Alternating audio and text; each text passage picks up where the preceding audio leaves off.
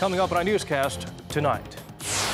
President Moon Jae-in's diplomacy tour takes him to the United Arab Emirates. Among the biggest areas of cooperation in the region is the Barakah nuclear power plant.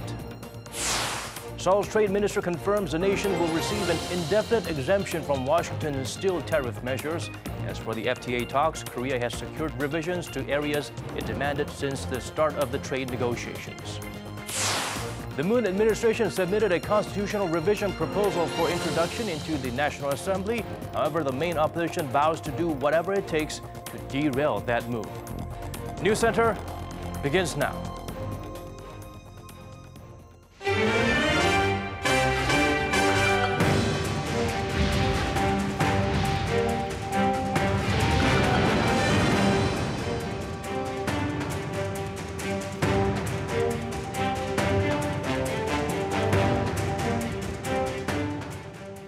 It's 8 p.m. on a Monday here in Korea, coming to you live from our studio in Seoul. This is Arirang News Center. Welcome, I'm Daniel Choi. Once again, we begin with President Moon Jae-in's UAE trip. He visited the construction site of the Barakah nuclear power plant together with the Crown Prince of Abu Dhabi. Taking part in the Reactor 1 construction completion ceremony, the Liberal leader said the station carries significant meaning for both countries as it is Seoul's first nuclear plant construction on foreign soil, and for the UAE, owning the very first nuclear power station in the Arab world. The 4 reactors of the $18.6 billion facility is being built by a coalition led by Korea Electric Power Corporation in Barakah, roughly 240 kilometers southwest of the capital, Abu Dhabi. The project highlights the two countries' special ties and is identified as the key pillar for South Korea-UAE partnership. And during the meeting between President Moon and the Crown Prince of Abu Dhabi, it's agreed that the two nations will upgrade their ties to a special strategic partnership. Arirang's top Changwon correspondent Moon Geon-young has the full story. Abu Dhabi, signified in an array of stunning skyscrapers and endless sandy beaches, it's almost impossible to imagine that this was once nothing but wind-blown desert sand dunes. In just 30 years' time, the United Arab Emirates has undergone a profound transformation. South Korean President Moon Jae-in and the Crown Prince of Abu Dhabi, Mohammad bin Zayed Al Nahyan, took President Moon's first official visit to the Middle Eastern country to expand their horizon of cooperation. UAE 방문을 정말 학수고대해 왔습니다. 그동안 양국의 특사들이 오갔습니다만 왕 선생님을 이렇게 직접 뵙고 또 양국 관계 발전을 위해서 협의를 할 수 있게 돼서 아주 기쁘게 생각합니다. During their bilateral summit, the two sides reviewed their bilateral cooperation amidst volatile international situations. As you may well know, Mr. President, the relationship between our two countries is already very strong and special. But I hope the two countries will not be satisfied and will endlessly study ways to further develop our relations. Thus, coming to the conclusion to upgrade their bilateral ties to a special strategic partnership, which means a new type of forward-looking cooperation that can drive each other's growth and advancement beyond the horizon of material economic relations. National defense, healthcare, agriculture, space exploration, and even state-of-the-art technology for the era of the Fourth Industrial Revolution. 저는 미래 산업에 대한 투자를 아끼지 않는 UAE의 지혜와 한국이 가진 정보통신 역량과 첨단 기술력이 합쳐질 때 지능정보화 시대를 양국이 선도해 나갈 수 있다고 믿습니다. The South Korean president also put behind speculation of dispute between the two countries over a possible secret military deal reached under a former president back in 2009. 한국은 UAE에게 동아시아 최고의 협력 파트너이고 UAE는 한국에게 중동 지역 최고의 협력 파트너입니다. 지난 일로 양국은 오히려 더욱 신뢰하는 관계가 되었습니다. A senior Blue House official said President Moon and Crown Prince Mohammad agreed that defense cooperation is the backbone of their current bilateral relations. 양국은 이제 아크 부대라는 이름처럼 병력을 내다보는 진정한 형제 국가가 될 것입니다. That, a reference to the 130-strong South Korean contingent stationed in the UAE to help train the UAE military for combat. The South Korean president's UAE visit shows that the Asian nation's deepening ties with the Gulf country. If the $20 billion nuclear power plant project was a key pillar of the 2009 South Korea-UAE strategic partnership, the two leaders have made clear at the core of the 2018 special strategic partnership is cooperation in defense. Moon Gon-young, Arirang News, Abu Dhabi. And while overseas, President Moon electronically signed his administration's proposal for amending the Constitution, the bill has now been submitted to the National Assembly to be reviewed and voted on in the next 60 days. Opposition parties are firmly against this move by the administration, but the Liberal leader released a statement defending it. Calling it a promise made to the public, he insisted the referendum must take place in tandem with the local elections in June, or else it will cost an extra $110 million. President Moon also emphasized the Constitution must reflect the rights of the people and the responsibilities of the government in keeping with the times, describing the last amendment made 3 decades ago as outdated and incapable of doing so. Staying with the nation's constitutional amendment, the die is cast and now all eyes are on Parliament. Will they be able to narrow their differences and come up with their own proposal in time, or will it be another round of tit for tat? Kim Min-ji helps us gauge the possibilities of both scenarios. The ball is now in the National Assembly's side following the submission of the government's proposal to amend the Constitution on Monday.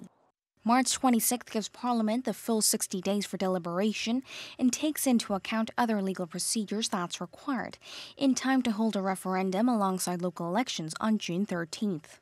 The president's proposal came as talks have made little progress at the National Assembly, with lawmakers unable to come up with a proposal of their own.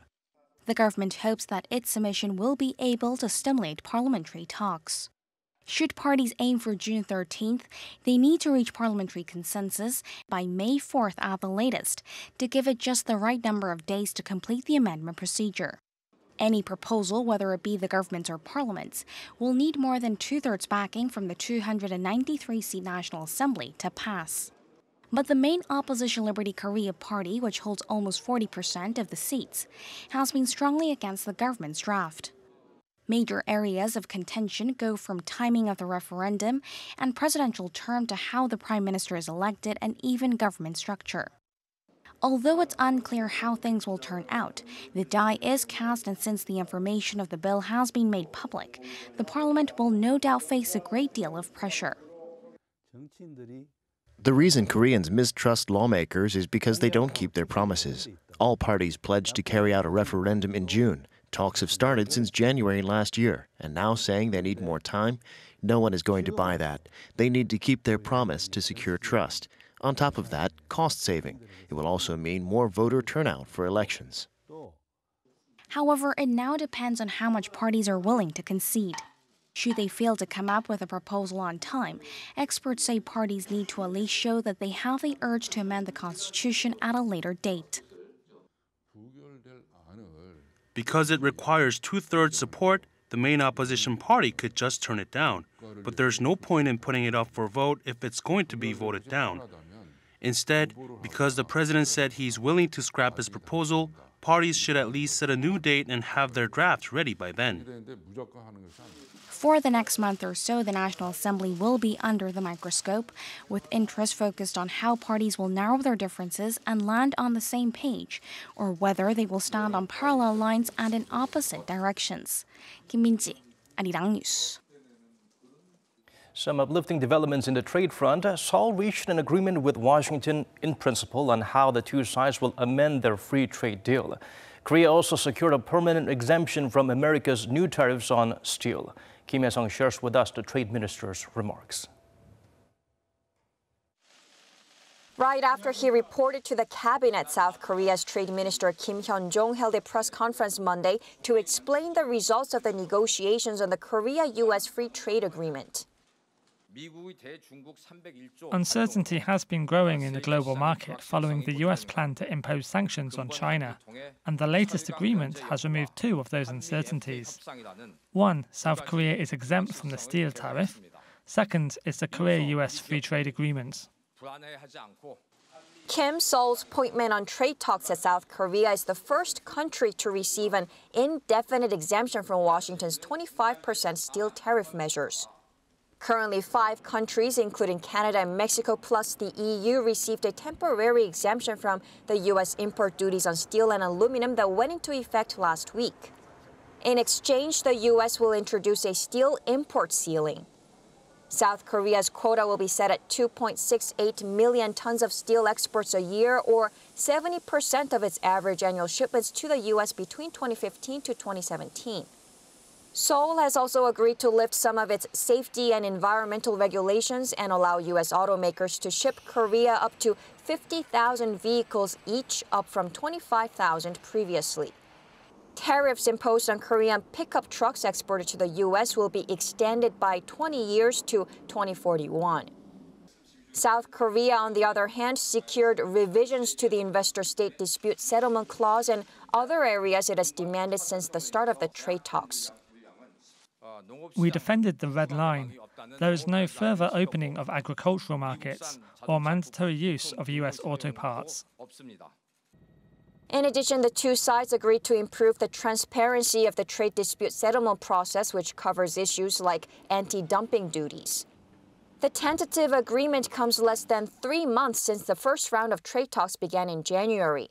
U.S. Treasury Secretary Steven Mnuchin also described the agreement as an absolute win-win in an interview with Fox News Sunday local time. South Korea's trade ministry said working-level officials are ironing out the details so that Seoul and Washington can finalize their amendments to the 6-year-old trade deal soon. Kim Hae-sung, Arirang News.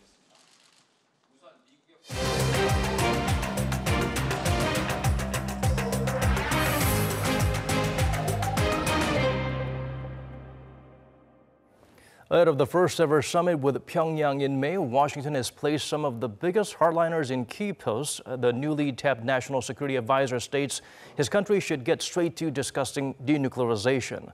Oh Jung-hee delves deeper into what the U.S. could be planning for the upcoming historic event. North Korea is willing to talk, but only to buy more time. That's what Washington's incoming National Security Advisor, John Bolton, said in an interview on Sunday.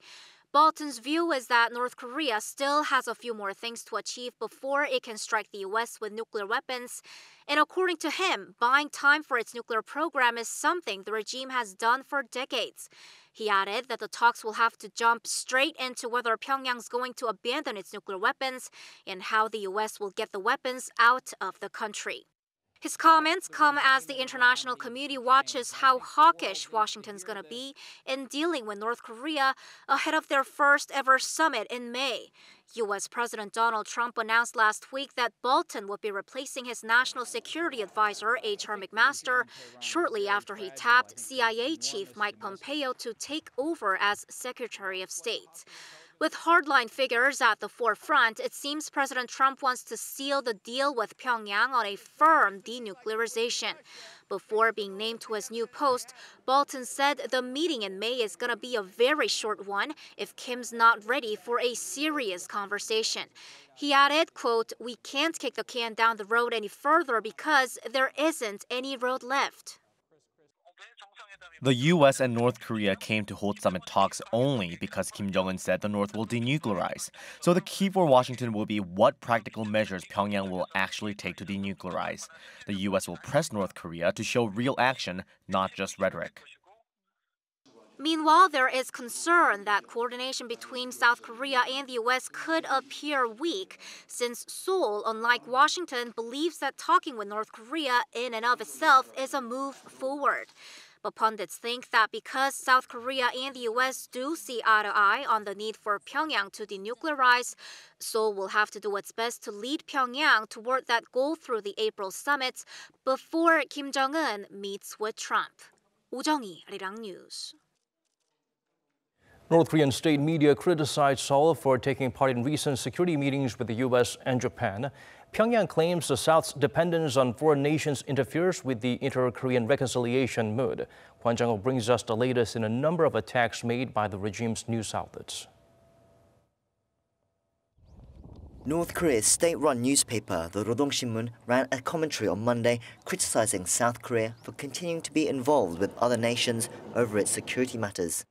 Referring to meetings held by Seoul's defense ministry with its US and Japanese counterparts in recent weeks, the newspaper said that South Korea continues to make plans to cooperate with foreign forces, causing great concern for our peoples.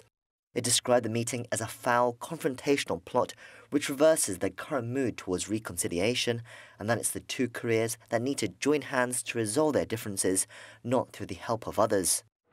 This commentary follows similar attacks on South Korea and the international community in recent days. The Rodong Sinmun once again hit out at Seoul's decision to roll out its new F-35A stealth fighter jets this week, as well as its deal to purchase 90 more air-to-surface Taurus missiles. Pyongyang's diplomatic missions to the United Nations slammed the UN Council for adopting a resolution condemning the regime's human rights abuses.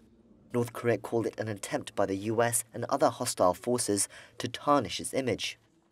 While Pyongyang's attacks have caused some to question the sincerity of its approach for dialogue, especially as there has so far been no official mention of the upcoming talks in its state media, others say it's a tactic to strengthen its hand before the talks. Despite North Korea expressing a will to denuclearize, sanctions and military pressure have not eased, and this is a frustrated reaction to that. Because they were the ones who chose the road towards dialogue, they are not in a position to withdraw from it. The attacks are not that strong, nor are they aimed to derail the upcoming summit talks. Although Pyongyang's comments could cause some friction, Seoul and Washington are not expected to take notice for now and will be pushing forward with their respective summits with North Korea as planned. Kwon Jang-ho, Arirang News. Lee Myung-bak, arrested for corruption allegations last week, refused to be questioned Monday afternoon. This comes after the prosecutors arrived at the Seoul Eastern Detention Center, where the ex-president is being detained at around 1:20 p.m. local time, to push ahead with the probe. According to his attorney, Lee would refuse to be questioned, claiming a fair investigation is not feasible under the current situation. The disgraced leader faces at least 12 charges, including abuse of power and embezzlement. He allegedly received $10 million in bribes from businesses and agencies. Prosecutors are speeding up the interrogation as his detention expires on April 10th. If convicted of all charges, the Lee Myung-bak could face up to 45 years in prison. Over in Russia, the death toll has risen to at least 64 in a massive fire at a shopping center in western Siberia. Search and rescue operations are ongoing, with half a dozen people still missing. Cho Sang-min give us the updates. Russian officials confirmed Monday that the death toll from a fire at a shopping center in the Siberian city of Kemerovo has risen to at least 64. Adding to the toll, they said were 27 more bodies retrieved from the complex earlier in the day. They also report that several dozen were badly wounded in the fire and 6 people remain unaccounted for. The officials did not say whether the missing included any children. Emergency officials say the fire started Sunday night local time and was extinguished in the morning, but a roof collapse is making it hard for the rescuers to reach the upper floors of the 4-story building. Russian news agency TASS said the fire started on the top floor, where the cinema halls and children's playroom were located, but the cause wasn't immediately known. The blaze has caused 2 of 3 cinema halls to collapse. Several witnesses said the building's fire alarms failed to go off. Around 100 people were reportedly evacuated from the shopping complex, and footage showed some jumping from the windows to escape. Russian state investigators say they've detained 4 people in connection with the fire, including the mall's owners and commercial tenants. Cho Sang-min, Arirang News. We move on to a different story now. Korea is no stranger to virtual reality systems. VR theme parks and experience zones are becoming an increasingly common sight. The technology's application is ever expanding still. According to our Lee Jung-yeon, the next frontier is education, with virtual reality sports centers to be adopted at close to 200 schools nationwide. The virtual world is slowly expanding into the daily lives of South Korean school kids. Here is the first school in Chungcheongbuk-do province to introduce what's called a virtual reality sports center. This place is designed to be a safe environment where kids can learn sports without the constraint of time or space. It uses screens and sensors that register the person's movements. In just this room alone, kids can play a multitude of sports, including baseball and soccer, as well as learn games that supplement their school curriculum. Over the last 3 years, the Cultural Ministry has invested some 6 billion won, or around $5 million to build an integrated sports platform for kids. A trial run of the VR Sports Center was carried out at 10 schools last year. After a positive response from students and parents, what initially targeted kids with little access to sports facilities, like those from lower-income families or those with disabilities, is now being expanded to include all children. At first it felt foreign to me, but now I actually prefer this to playing sports outdoors because it's more convenient. If I play soccer outside, I get a lot of sand in my eyes, and it can get very hot, so I like this better. Some $6 million worth of investment was made this year alone to expand the facility to 178 schools nationwide. The VR sports facility allows students to break a sweat even when fine dust levels are high like they are today. Kids can also learn about a range of subjects, so the content also gets updated accordingly. A long list of VIPs were present at the opening ceremony, including the Culture Minister To Jong-hwan. Specific outlines for expanding these centers across the nation are to be discussed starting in April. Lee Jung-yeon, Arirang News, Eumseong. Spring in Korea means perfect weather for outings with picturesque scenery provided by flowers in full bloom. That's the way it should be, but reality is far from that. With fine dust levels peaking, the government imposed anti-dust emergency measures for the 4th time in 2018. Kim Mo-kyun zooms in on the situation. As the average ultra-fine dust level in Seoul peaked at a record high of 99 micrograms per cubic meter on Sunday, the capital city, along with Incheon and Gyeonggi-do province, announced that it's implementing emergency fine dust reduction measures for the 4th time this year on Monday, and those measures will be extended until Tuesday. The measures include holding an alternating no driving day, closing nearly 500 public parking lots, and operating air cleaning trucks during the day to clean the dust from the streets. But this time around, the city had to cancel its public transport fee waiver during rush hours as concerns have been raised over its cost effectiveness since it was last implemented in January. The Environment Ministry also announced that beginning Tuesday, it will lower the current threshold for ultra-fine dust levels to be classified as bad from the current 50 to 35 micrograms per cubic meter per day, which is on par with that of the US and Japan. But despite such efforts, many citizens say they're suffering as a result of the pollution. I didn't wear a mask yesterday and my throat was very sore, so I had to buy one today. It's really bothersome that I have to wear masks these days because of the fine dust. I hope the government can come up with an effective solution. An environment expert pointed out that the current government measures need to be further developed to obtain visible results. As of now, we don't have any coercive measures backed up by the law, just some partial countermeasures that ask for public participation, so I think the current measures are not very effective. He said that in order to deal with the problem, mandatory regulations should first be created, which can then be boosted through active participation from the public. Kim Mo-kyun, Arirang News.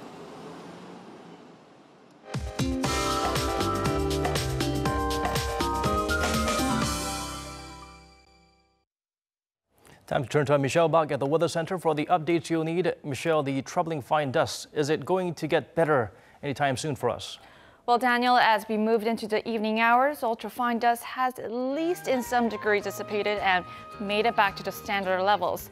However, in Seoul and Gyeonggi-do province, the dust density is still high, so keep your mask on during your way back home. And ultrafine dust levels are expected to rise again tomorrow, especially over the central regions and also the southern areas, prompting local governments to execute emergency measures.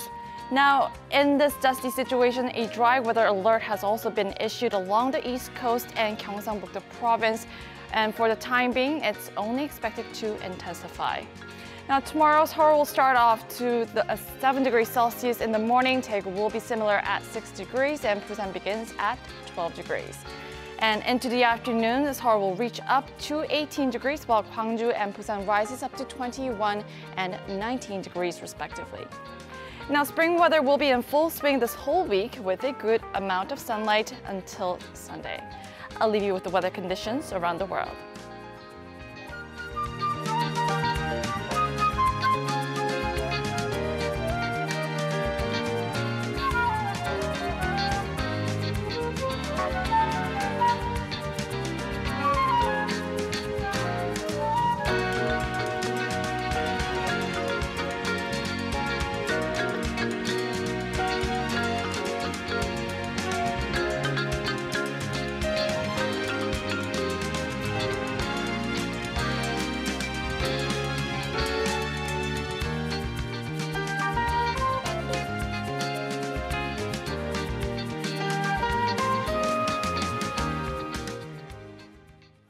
That's all we have for you on tonight's edition of Arirang News Center. Thank you for staying with us, as always.